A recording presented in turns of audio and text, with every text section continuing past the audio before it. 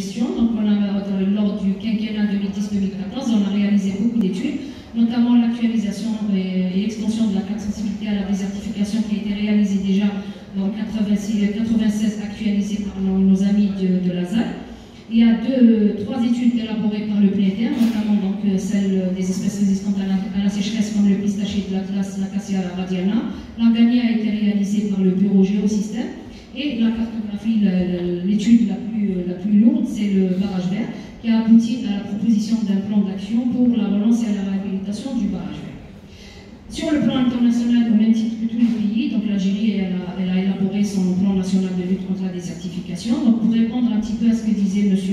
Chehab tout à l'heure, donc l'Algérie est membre de tous les comités, vu son expérience. On est dans l'Union maghrébine, l'Union africaine, dans la Ligue arabe, dans le comité des bassins méditerranéens. Pourquoi ils font toujours appel à l'Algérie, vu l'expérience que nous avons en matière de lutte contre la dégradation des terres. Depuis qu'on a ratifié la convention, donc on est dans le comité de pilotage de la Grande Muraille Verte, du moment qu'on a l'expérience du barrage vert. On a aussi intégré l'initiative de la neutralité. L'idée a été proposée par l'Algérie, qui a arrêté 4 objectifs à atteindre. Ça veut dire la neutralité, chaque pays devait identifier ses cibles volontaires. On a arrêté en collaboration avec tous les secteurs concernés, notamment l'environnement, ces cibles pour les atteindre d'ici 2030. On est dans l'initiative sécheresse, donc on a élaboré notre plan national sécheresse. Et l'Algérie est dans le groupe intergouvernemental. Actuellement, ils sont en train de faire une étude de faisabilité pour élaborer un protocole sécheresse et tous les pays sont dedans. Même les pays qui ont des pluviométries importantes, ils ont enregistré ces dernières années la sécheresse. Donc il y a eu un consensus lors des négociations à la COP14 pour que cette idée passe, et alors que c'est à l'honneur du groupe africain qui a proposé cette idée. On a aussi l'initiative complète de sable. L'Algérie a eu l'honneur d'être la présidente de ce groupe. Et l'idée, elle est passée. Et nous avons donc, on est membre du bureau CRIC de la Convention, c'est le comité qui est chargé de l'examen de la mise en œuvre de cette Convention. Et donc le président du groupe Tempête de ça. Les perspectives futures, donc on a un défi, c'est comment atteindre la neutralité, comment la sauvegarder. La base de données émise par l'UNCCD nous montre que presque 2 millions d'hectares en Algérie sont dégradés. Donc on est censé maintenir ce chiffre ou les réduire, mais on n'a pas le droit de l'augmenter. Les méthodologies, comment mesurer, comment actualiser seront présentées par nos collègues de la ZAC tout à l'heure. Le GIAC, le rapport du GIAC a montré que les températures vont être réduites et les précipitations vont augmenter, les précipitations vont être réduites. Donc comment répondre à cette problématique pour préserver nos terres. Donc comme l'avait dit M. le ministre, donc, il y a un programme national de reboisement qui a été lancé au mois d'octobre, donc qui a touché 4 axes, donc forêt, barrage vert, les parties urbaines et périurbaines. Donc à ce jour, c'est 11,5 millions de plants qui ont été mis en terre. Les travaux vont poursuivre à la prochaine campagne. Malheureusement, on n'a pas pu réaliser beaucoup cette année à cause du corona, donc les chantiers n'ont pas démarré. Mais il y a un projet, donc il y a un marché qui a été confié à nos collègues du GGR, donc qui a pour objectif de planter donc, presque plus de 19 000 hectares en utilisant des plantations rustiques, donc au niveau des zones de montagne et des bassins versants, et aussi le développement de la filière carreau, vu son intérêt écologique, économique et médicinal. Un autre marché, c'est le nouveau contrat programme. Aussi, c'est un marché qui va toucher les bassins versants, les zones de montagne et les zones stépiques et sahariennes, notamment le barrage vert, donc des actions en destination pour préserver les ressources naturelles, d'autres envers la population, ou comme je l'avais dit, pour les gagner comme Mali. Ce programme va toucher donc plus de 800 communes et plus de 1500 localités sur 3 années pour sa mise en œuvre.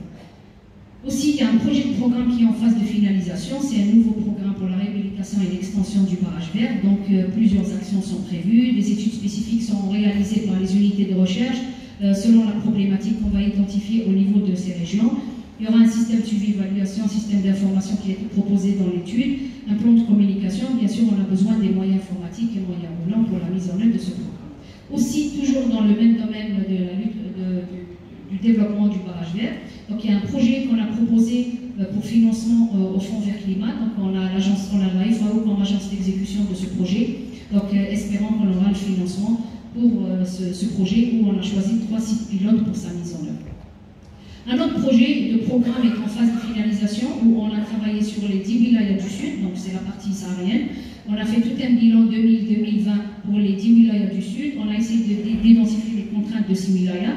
Et on a dire que cette région elle a des opportunités très importantes en matière de faune, de flore, de tourisme.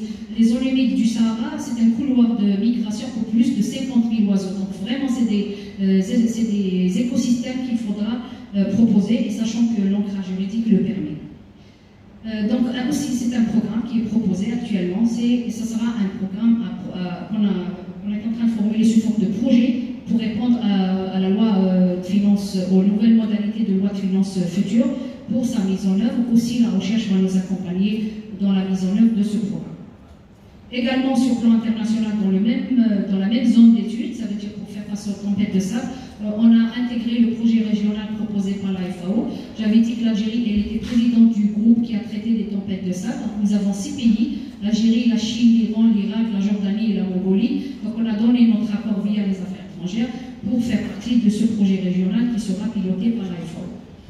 Là, je vais présenter quelques initiatives qui ont permis la restauration des terres. Donc, nous avons l'initiative de Djidjel. Peut-être vous allez me dire pourquoi vous avez pris Djidjel, c'est une zone côtière.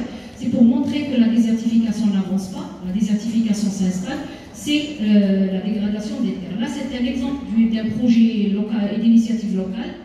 C'est nos collègues des forêts de Djidjel qui l'ont mené. Donc, ils ont fait leurs expériences avec des chercheurs, donc d'abord des tests de germination, ils ont fait des essais en pépinière, le transfert des plants au milieu. Donc, vous allez voir les étapes où, donc voilà, c'est le résultat.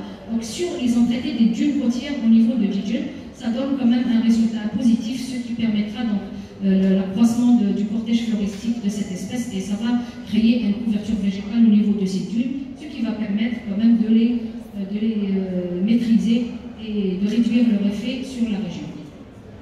Un autre exemple, c'est l'utilisation du test Growbox. Donc ça aussi, c'est un projet qui a été proposé pour notre direction.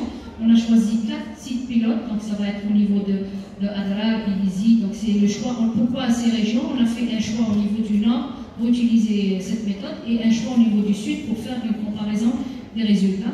Donc là, c'est les étapes, vous allez voir donc, comment faire travailler directement dans les sables, dans les dunes. C'est un système qui est biodégradable et il maintient l'eau pendant une grande période. Donc là, c'est une technique. On est en train de faire, ça va être un projet pilote. Malheureusement, on s'est arrêté à cause du corona, mais ça va reprendre dans les jours à venir. Et on aura un résultat qui ressemblera à ça. Donc on aura quand même une couverture végétale au niveau de ces régions. Tout ça, donc tous ces programmes ne sont pas menés par la DGF seule, on a beaucoup de partenaires, donc notamment les structures sous tutelle de notre ministère, des ministères collègues donc, comme les affaires étrangères, le ministère de l'Environnement, la recherche et les ressources en eau.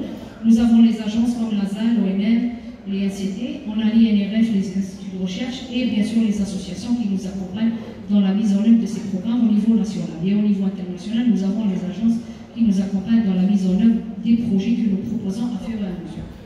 Pour aussi matérialiser et officialiser ce groupe, donc nous avons proposé, le secteur a proposé un décret pour la relance des travaux de l'Organe national de coordination en matière de lutte contre la désertification.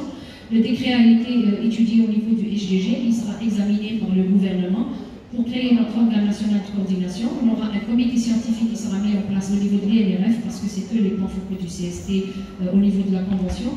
Les comités locaux seront créés au niveau des conservations concernées, les cellules au niveau du MAC, parce que la plupart des structures sont sous tutelle du ministère de l'Agriculture, et un groupe de travail au niveau de la DGF, parce que le texte prévoit que le secrétariat sera assuré par la DGF. Un groupe scientifique et technique a été mis en place pour la mesure des indicateurs.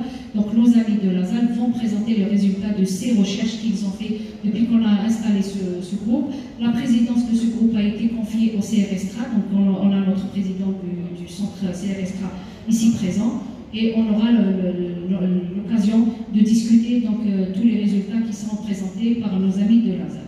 Voilà, monsieur le directeur général, je vous remercie pour votre attention.